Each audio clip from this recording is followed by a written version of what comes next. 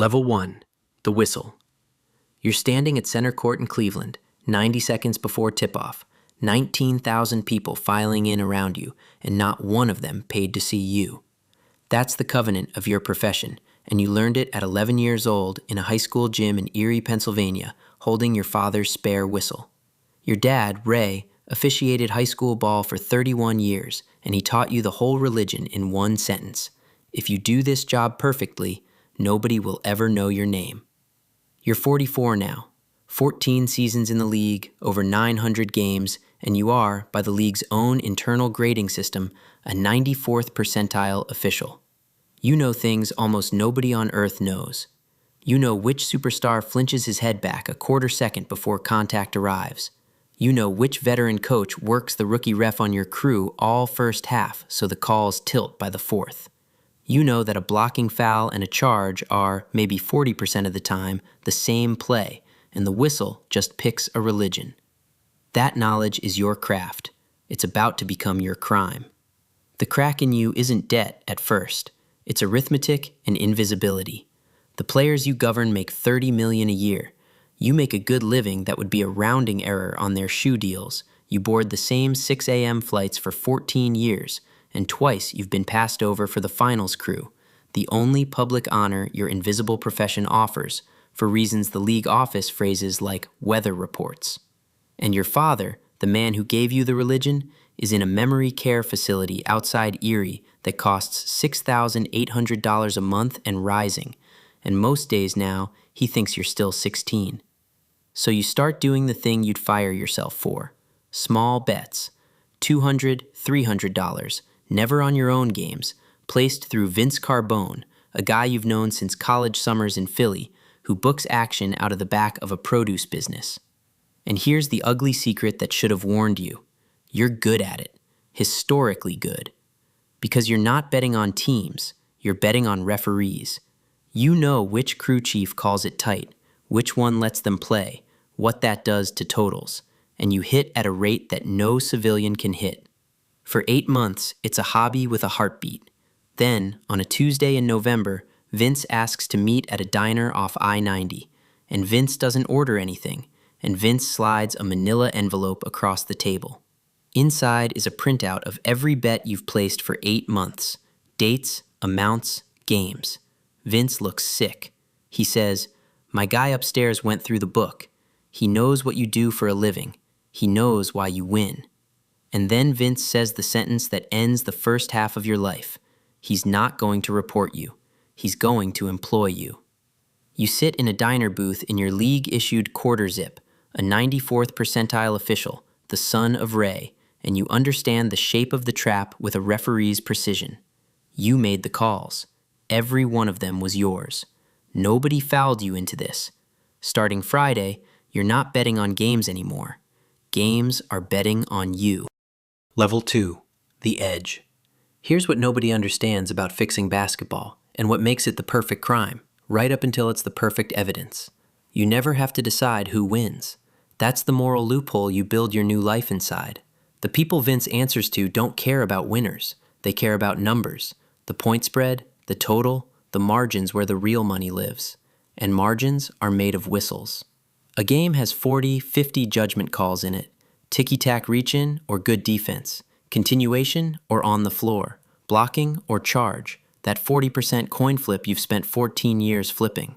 All you have to do is stop flipping it and start aiming it. Your first working game is a Friday in Charlotte, and the assignment is simple. Help the total go over. You call it tight. That's all. Tight is a defensible religion. Tight sends shooters to the line. Tight puts big men in foul trouble so the bench is empty and the pace opens up. And every single whistle you blow that night is a whistle some official somewhere would have blown honestly. That's what keeps your hand steady. You're not inventing fouls. You're choosing which true things to say out loud. The game sails over the total by 9. Nobody in the building saw a crime, because there wasn't one to see, only a preference, invisibly applied, whistle by defensible whistle. Your grade on the league's internal review that week, 96% correct. You want to laugh, and you want to be sick, and you settle for driving to Erie on your day off and paying 3 months of your father's facility in advance, and telling yourself that sentence you'll wear out like a lucky coin. It's for Ray. The money arrives the following Tuesday inside a used paperback of a legal thriller, $7,000, at a diner drop that feels like a bad movie. And the humor of your new existence introduces itself immediately, because in the third quarter of that first fixed game, a man in row 3 in a mustard-stained jersey stands up and screams that you are the worst referee in the history of organized basketball, that you are blind, that you are ruining the game, and he's pointing at you with a chicken tender, and he is the only person in the arena who is correct. You look at him a beat too long. He'll never know how close he came to a confession. By the fourth working game, you notice the thing that will keep you up for years. It's not hard. That's the horror. You expected the crooked version of your job to feel like carrying a piano. It feels like your job. Same mechanics, same rotations, same voice saying 2 shots, blue. The whistle doesn't know. And on the drive home from Charlotte, a thought arrives, quiet and administrative, that you recognize even in the moment as the exact sound of a soul beginning its paperwork. If every individual call is defensible, then where, exactly, does the crime live? You'll get your answer. It lives in the pattern. And patterns, unlike calls, never stop being reviewable. Level 3. The season. By February, you're working 2 or 3 games a month for Vince's people, and your corrupt season develops a rhythm so smooth it frightens you more than danger would. The fee rises to $10,000 a game without negotiation, the way water rises. You spend almost none of it visibly. You drive the same Acura with 130,000 miles. The money goes to the facility in Erie, to a safe deposit box in a bank where nobody knows you, and to nothing else, because you've read enough box scores of other men's downfalls to know the spending is always the confession. Your crew chief, Sal Marchetti, 26 years in the league, a man who can smell a bad screen from 90 feet, notices exactly one thing all season. Flying out of Denver, he looks at you over his reading glasses and says, "You've gotten quiet out there. You used to argue with me about calls for 2 hours. Now you just log them." You tell him you're maturing. Sal says, "Huh," and goes back to his crossword. And the "huh" sits in your chest for a week, because Sal's "huh" has ended careers. You've watched him "huh" at a scorer's table timekeeper in Portland, and 11 days later, that man was gone. Sal doesn't accuse. Sal just files and waits for the tape to agree with him. The tape always agrees with him. The comedy channel of your double life stays on all season. Your accuracy grade is tracking at a career best, because a man aiming his calls pays closer attention than an honest one ever has to. There's a sports radio caller in Cleveland, calls himself Big Mike from Parma, who phones the afternoon show ranting that certain officials' games are moving funny against the spread, that somebody should check the numbers, and the hosts laugh him off as a degenerate with a spreadsheet. And you sit in your car in a Wegmans parking lot listening to the only truthful man in Ohio media get a laugh track. And hovering over your whole crooked season is the face of the league, the best player of his generation, whose games carry more betting handle than anyone else's, which means Vince's people request his nights the way radio listeners request songs. You call him tight because a superstar in foul trouble moves a total like weather. By March, a fan-run stat site posts a chart showing he averages 2 more fouls and 4 fewer free throws with you on the floor, and a late-night host jokes that you must owe him money. He never complains. He does something worse. After a whistle in February, he just looks at you. 4 full seconds, no words, like a man reading a scouting report he intends to remember. Some nights, you visit Ray. He's lucid in flashes, like a radio station in the mountains. On a good night, he asks about your season, and you tell him true things, -1.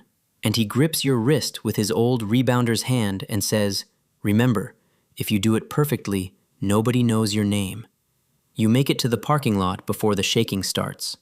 And then, in April, the league office calls with the sentence you've wanted your whole adult life. 14 years of 6 a.m. flights arriving all at once. Congratulations. You've been assigned to the playoffs. First round and, pending review, beyond. You hang up and sit very still. The honor you were owed has finally arrived, in the one season you can't afford to be watched. That night, Vince texts you 2 words, because Vince's people read assignment sheets too. The text says, "Big month." Level 4. The playoffs. The regular season forgave you because nobody watches the regular season the way everybody watches the playoffs. And in the second round, in a Game 5 you've been assigned to steer over a total, basketball itself decides to fight back. The game comes out frozen. Both teams shooting like the rims are haunted, 38-33 at the half, and the total you were sent to protect is dying in front of 19,000 witnesses and a national broadcast. So you do the thing you swore you'd never need. You force it. Fourth quarter, 8 minutes left. You put a touch foul on the home team's superstar, the face of the league, the man half the internet already believes you hate, his fifth, on a play where your own eyes tell you as the whistle is already screaming that he got mostly ball. The building detonates. A beer lands 11 feet from you. The replay runs from 4 angles, then 8, then in slow motion on every screen in America for a week. And a broadcaster says, in the calm voice of a man watching a car crash, well, I don't know what he saw there. Neither do you. That's the first call in 14 years you can't defend to the mirror, and the total goes over on the resulting free throw parade, and Vince's people clear a number you will learn at trial was $1.4 million across 4 books. You get fined enemy of the people status by 2 fan bases and defended, God help you, by the league itself, because your season file is spotless, your grades are elite, and the office's official review concludes the call was marginal but within judgment. You are protected by the very excellence you weaponized. The superstar, to his enormous credit, says nothing inflammatory in the postgame, just 6 words into a forest of microphones. Everybody saw what they saw. And those 6 words follow you into elevators and hotel lobbies and eventually a courtroom, because he was righter than he knew. That should feel like getting away with it. It feels like scaffolding going up around you. Because 2 things happen in the 10 days after Game 5. First, Vince's people change the ask. Money's fine, Vince says, not meeting your eyes. But they want the other thing now. Assignment sheets before they're public. Which crews work which games. Who's hurt in ways the injury report undersells. The inside of the inside. Information. You've read enough of your own story by now to know what that means. They're done renting your whistle. They're buying your inventory. And second, in a windowless office in Las Vegas, a sportsbook's integrity algorithm, a piece of software that has never seen a basketball game and never will, finishes a season-long calculation about line movement on a specific official's assignments and quietly flags a file for a human being. You spent your whole career being invisible to people. Computers don't watch people. They watch numbers. And numbers are the one thing you were never able to referee. Level 5, the stoppage. It comes apart in July, in the off-season, which is the league's small mercy to itself. The FBI has been up on Vince's boss for 2 years on things that have nothing to do with basketball, gambling, loan sharking, a union matter in South Philly, and a wiretap meant for other crimes catches your name in Vince's mouth 11 times. The Vegas flag, subpoenaed, corroborates the wire. Vince, facing the arithmetic of his own life, cooperates before the ink on his arrest report dries, and on a Wednesday morning, 2 agents intercept you in the parking lot of a Panera in Erie, 20 minutes after you've paid your father's August invoice, and they are courteous in the way that means it's already over. They know the games. They know the paperback. They know about row 3 in Charlotte, because Vince, it turns out, remembers everything. They don't cuff you. They hand you a card and a date and let you drive home, which is somehow worse, because the whole way up Route 19, you keep both hands at 10 and 2, like a man who's just remembered rules exist. You resign that Friday, citing personal reasons, and the personal reasons hold for exactly 9 days before a reporter with a source in the courthouse breaks the story. And then, you are the lead segment on every show that ever laughed at Big Mike from Parma. The league announces its own investigation with the wounded fury of an institution protecting a product. And somewhere in Parma, you have to assume, a man with a spreadsheet is standing on his coffee table. Level 6, the gym. Your lawyer explains your situation with a whiteboard, which feels appropriate since your whole life has become a review of prior calls. Conspiracy to commit wire fraud. Transmission of wagering information, Cooperation buys it down to 21 months, and the sentencing hearing is where the game finally scores on you. The prosecution plays it straight, 1.4 million to the books, the integrity of a billion-dollar sport, the superstar's fifth foul on the courtroom screen one last time, and the fan site's chart, blown up on foam board, a joke that became a federal exhibit. But the letter that ends you is Sal's, submitted to the court, read into the record. Sal writes that in 26 years he graded hundreds of officials and you had the best eyes he ever worked beside, and that he has spent 4 months re-refereeing every game you shared, in his head, at night, and can no longer trust a single whistle of his own. That's the crime, Sal writes, not the money. He made the rest of us reviewable. The league's own review, published while you're inside, audits 4 seasons of your games and lands on the sentence that will follow your obituary. The misconduct was undetectable in any individual call and unmistakable in the aggregate. Big Mike from Parma gets invited on a national podcast. He wears a suit. He brings the spreadsheet. You serve 17 months at a federal camp in West Virginia, where the funniest and truest thing that will ever happen to you happens in the first week.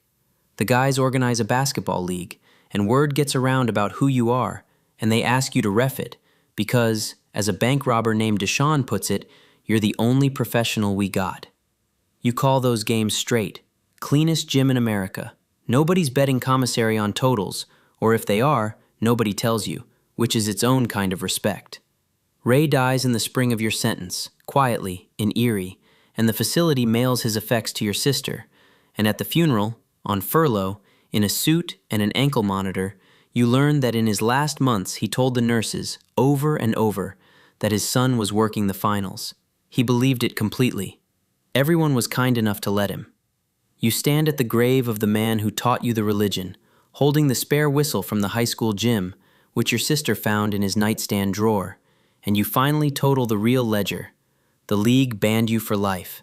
The money went to lawyers and restitution, and the only human being whose scoreboard ever mattered died thinking the honor came. Which means the lie won its last game in overtime. You're 47 now. On Saturday mornings, you referee a youth league at a church gym in Erie. 6th and 7th graders. No scholarships, no spreads, no cameras, for free. Because a deacon who knew Ray decided a banned man deserves a jurisdiction. They gave you a plastic whistle, orange, $2 at a sporting goods store. Ray's steel one stays in your pocket, every game, unblown. The kids don't know your name. Their parents mostly don't either. Last Saturday, a 9-year-old flopped like a professional, hit the deck theatrically, looked up for the call, and you waved it off. Play on. And from the folding chairs, one father laughed and shouted the only performance review you'll ever need again. He yelled, "Good no call, ref." You've gotten 96% from the league. You've gotten envelopes with $10,000 in a paperback. Nothing ever hit like that. If you do this job perfectly, nobody will ever know your name. You check your pocket for the steel whistle. You run back up the floor. Perfect, finally, is on the schedule every Saturday, and it pays nothing, and you've never been richer, and the hardest call of your life turned out to be the easiest. Play on.